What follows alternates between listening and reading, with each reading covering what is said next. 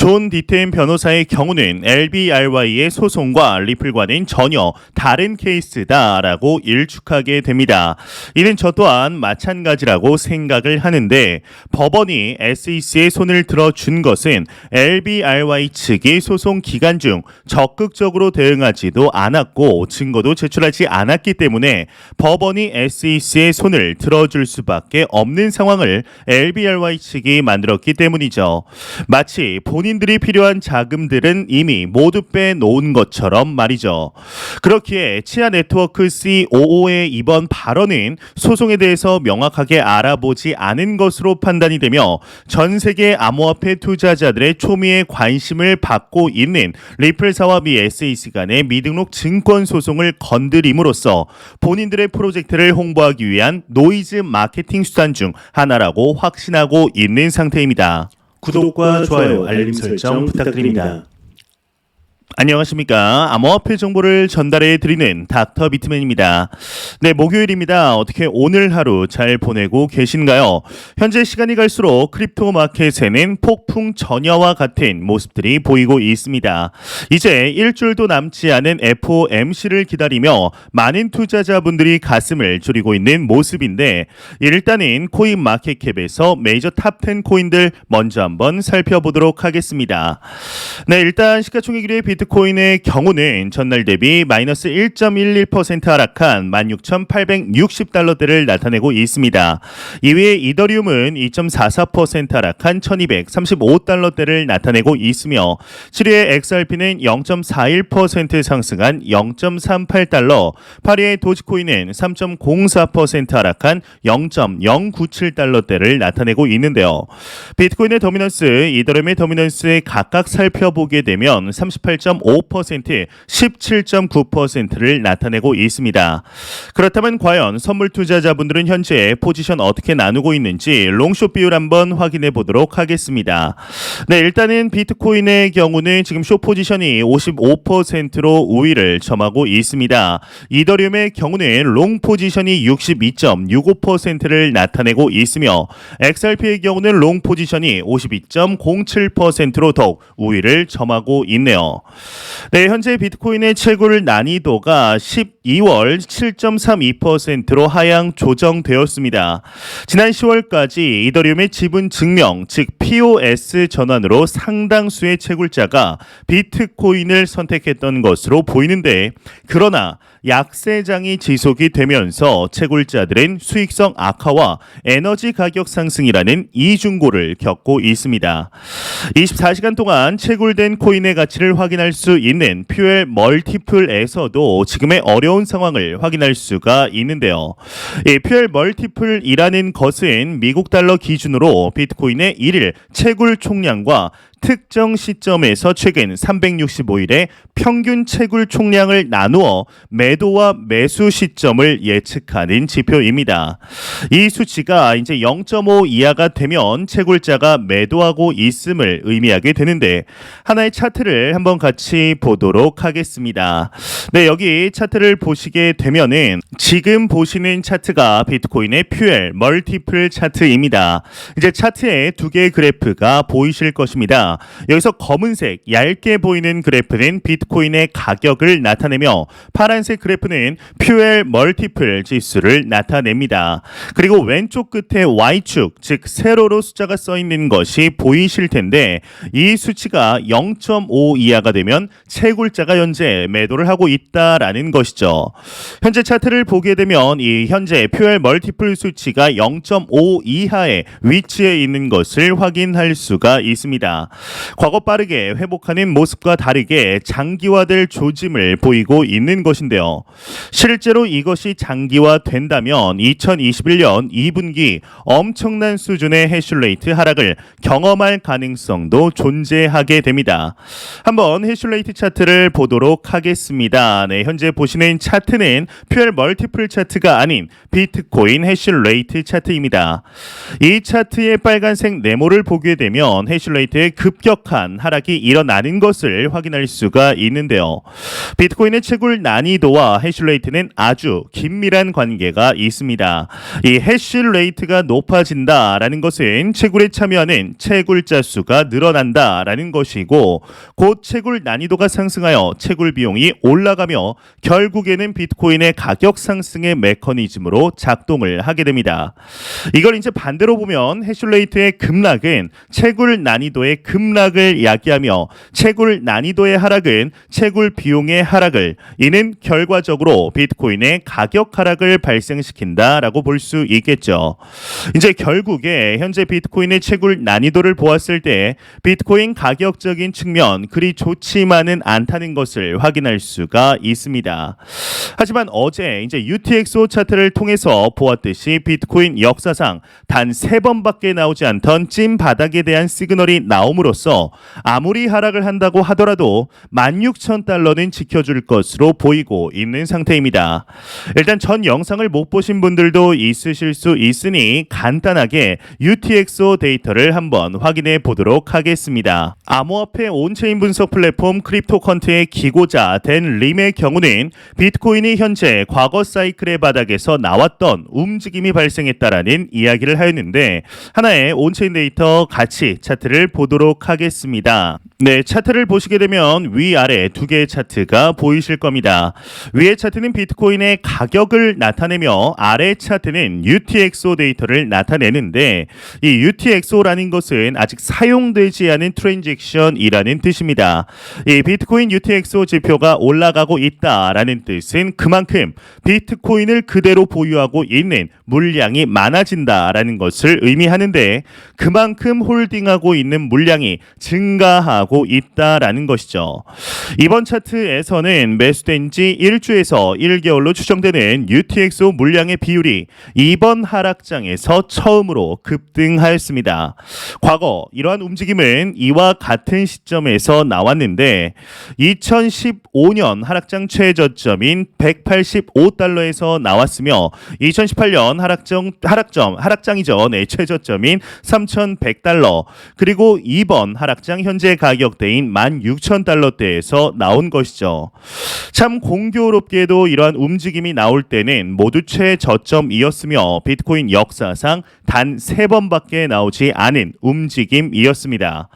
이러한 움직임이 나오기까지 2018년에는 1358일이 소요되었고 2022년 현재까지는 1444일이 소요되었습니다.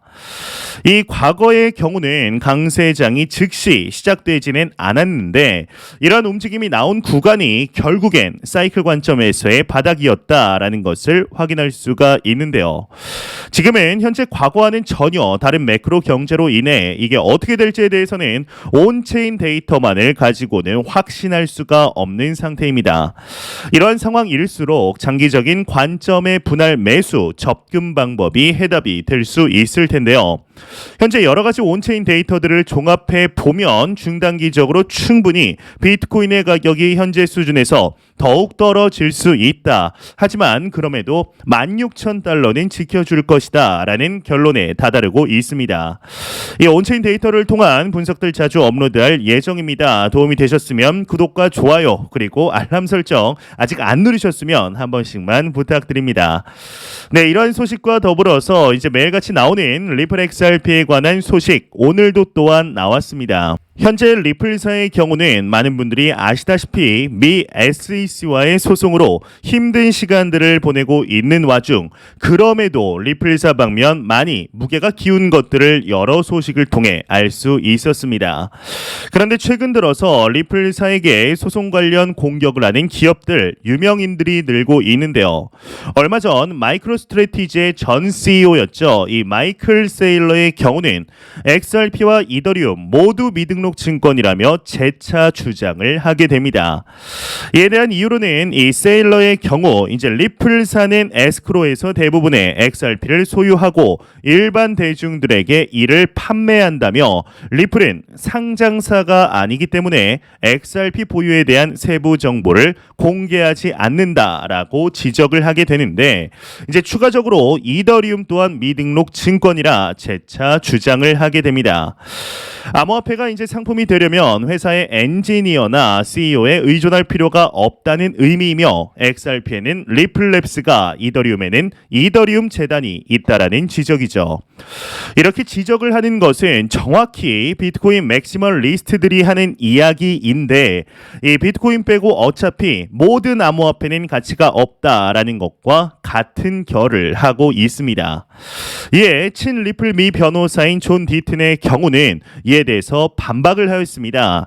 이 마이클 세일러는 천재이다. 그리고 MIT 출신의 로켓 과학자이다. 그러나 XRP를 증권이라고 말하려면 구체적인 사실과 법적인 분석이 있어야 한다. 그는 하위 테스트를 지나치게 단순화했고 틀린 결론에 도달했다라고 응수를 하게 되었죠. 이제 앞에서는 살짝 띄워주면서 뒤에서는 돌려까기 기술을 이제 시전한 것인데 뭐 똑똑한 천재이지만 법적 분석이 약하다라는 것이죠. 예, 오늘 이제 한국 시간으로 아침 8시경 리플이 미등록 증권 판매 소송에서 질 것이라는 발언을 한 기업이 있습니다. 한번 내용을 가져왔는데 같이 한번 보도록 하겠습니다. 네, 이제 헤드라인을 보게 되면은 치아 네트워크 이제 COO 리플 미등록 증권 판매 소송 패소 전망이라고 장식이 되어 있습니다.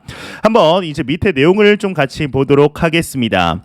이 리플과 미국 증권거래위원회 SEC의 미등록 증권 판매 소송에 대해 리플이 패소할 것이라는 전망이 나와 관련 업계 이목이 집중되고 있다. 이제 7일 이 블록체인 스마트 트랜잭션 플랫폼 치아 네트워크의 최고 운영자 즉 COO가 리플의 미등록 증권 판매 소송에 대해서 리플 패소를 점쳤다. 진 호프만 CEO는 트위터를 통해서 리플과 미국 SEC의 미등록 증권 판매 소송은 리플의 패소가 유일한 결과라고 전망을 했다고 합니다. 한번 이에 대해서 뭐 근거를 보게 되면 크게는 없습니다. 한번 추가적으로 좀 더 보면 법원은 리플의 XRP 판매가 이제 리플의 증권 성격을 부여했다라고 판결할 것이라고 주장을 했는데 그냥 어떠한 뭐 내용 없이 무조건 법원은 XRP가 증권이다라고 판결할 것이다 이렇게 하고 있죠. 그리고 소송의 핵심 증거로 책됐던 이 윌리엄 힌먼 연설의 주인공 힌먼조차 지난 2019년 리플 경영진에게 XRP가 증권이라고 말한 적이 있다는 게 CEO 측의 주장이다. LBRY 소송 때처럼 XRP도 증권으로 분류될 것이라고 그는 덧붙였다. 이렇게 기사가 마무리되고 있습니다. 네, 지금 보시는 이 사진은 이제 코인 마켓캡에 상장되어 있는 LBRY 크레딧이라는 토큰입니다. 이 토큰을 판매한 것은 미등록 증권이라는 것이죠. 이제 이렇게 기나긴 소송한 결과 참 아쉽게도 지난 11월 8일이죠. 11월 8일 이렇게 증권법 위반으로 패소를 하게 됩니다. 이에 대해서 혹시 모르는 분들이 있으실 수도 있으니 간단하게 한번 이 사건에 대해서 말씀드리면 지난 2021년 3월 SEC는 LBRY라는 블록체인 회사를 고소하게 되었는데 이 LBRY 크레딧이라는 디지털 자산 증권 즉 토큰을 판매 및 제공했다라는 것이죠. 이렇게 이제 11월 8일 날 증권법 위반으로 이제 LBRY가 SEC와의 소송으로 패소를 하게 됩니다.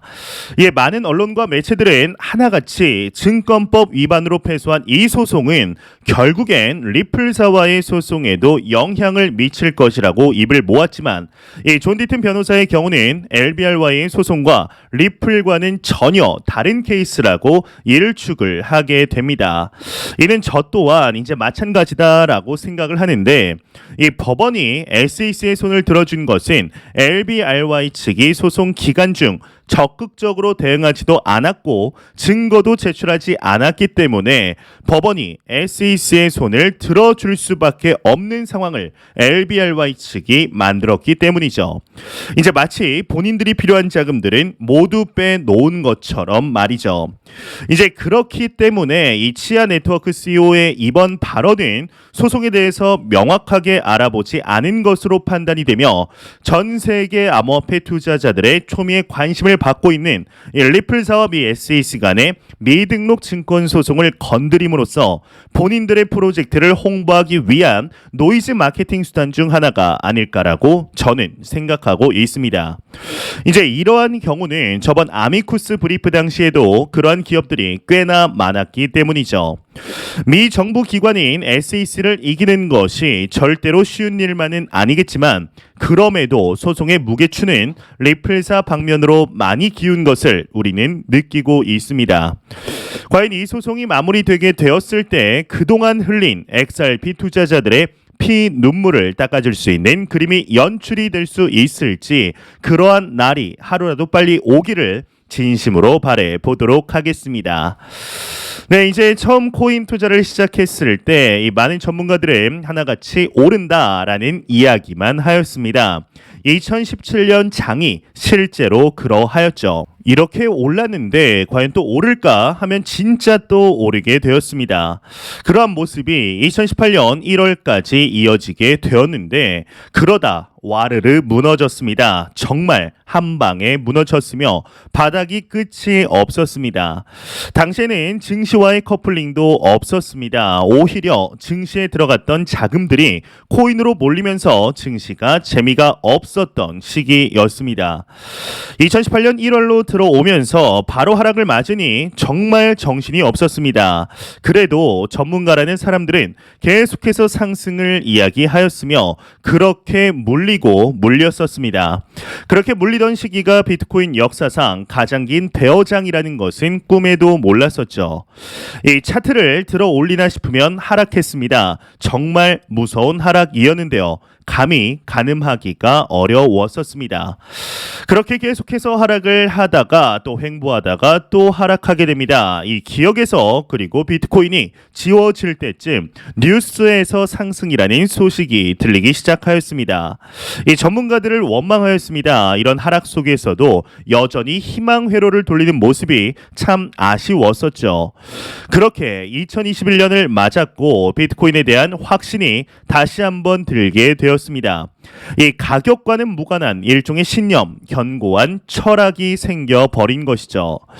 이 비트코인 자체를 기술적으로 들여다보면 원본이 가진 아우라가 있기는 하지만 이더리움만큼 기술적으로 뛰어나다라는 느낌을 받기는 어렵습니다. 하지만 이 비트코인 자체가 가지는 원본으로서의 탁월성이 분명히 있습니다. 이 많은 사람들이 비트코인은 곧 기술적으로 사장될 것이라고 말합니다. 이 가격까지 이렇게 하락하면 비관론자들이 득세하죠. 하지만 비트코인은 초기 인터넷에 나오누리 천리안 두루넷이 아닙니다. 예전에 이제 두루넷 썼을 때가 좀 갑자기 생각이 나는데 무튼 비트코인은 인터넷 그 자체입니다. 따라서 비트코인이 사라지는 것은 절대로 불가능합니다. 인터넷 자체가 없어지지 않는 한 말이죠. 물론 많은 시간이 지난 뒤에 이더리움이 비트코인의 시가총액을 넘는 것은 불가능한 일이 아닙니다.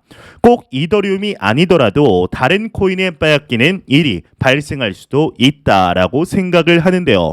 그렇다고 비트코인의 가치가 제로에 수렴하거나 인류의 역사에서 사라질 일은 없다라는 확신이 있습니다. 이 투자자들의 경우는 이제 일주일도 남지 않은 12월 FOMC만 바라보고 있습니다. 이 추매를 하든 매도를 하든 일단 FOMC의 결과를 보고 하겠다라는 것이 중론인 상태이죠.